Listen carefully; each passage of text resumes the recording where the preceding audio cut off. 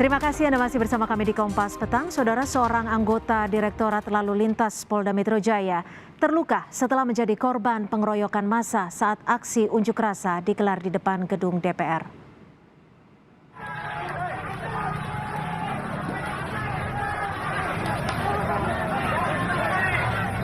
Kami tidak bisa menampilkan gambar ini secara utuh karena mengandung unsur kekerasan. Peristiwa ini terjadi saat anggota Polantas mencoba mengatur lalu lintas di depan gedung DPR saat aksi unjuk rasa berujung ricuh. Dirlantas Polda Metro Jaya, Kombes Sambodo Purnomo Yogo menyebut saat terjadinya aksi pengeroyokan, ia bersama 5 orang anggotanya sedang melakukan evakuasi terhadap kendaraan yang terjebak setelah sebagian massa masuk ke dalam jalan tol. Polisi mencoba menenangkan massa, namun massa semakin tidak terkendali hingga mengeroyok AKP Rudi Wira hingga terjatuh bersama motornya.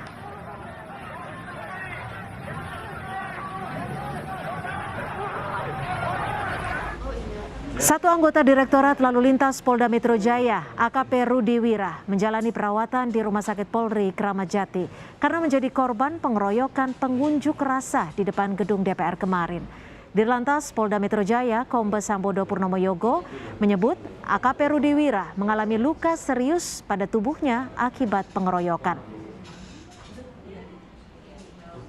Tiba-tiba kami diserang oleh massa.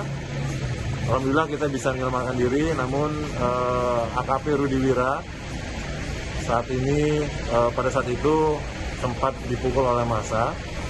Dan saat ini dirawat di Rumah Sakit Kramat Jati, Rumah Sakit Polri Kramat Jati. Untuk kondisinya sendiri saat ini sudah stabil.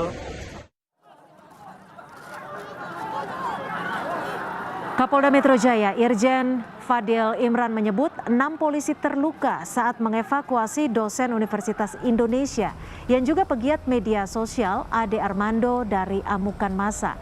Kapolda Metro menyebut massa semakin beringas ketika polisi mengevakuasi Ade Armando hingga akhirnya polisi mengambil tindakan untuk membubarkan massa. Melakukan tindakan-tindakan terukur untuk menyelamatkan nyawa yang bersangkutan.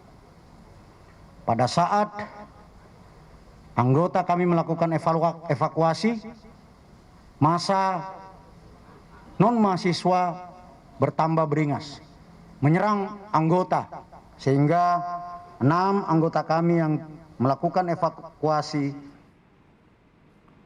Polisi menetapkan 6 tersangka pengeroyok Ade Armando. Dari ke-6 tersangka, 2 orang sudah ditangkap. Polisi meminta ke-4 tersangka lainnya segera menyerahkan diri.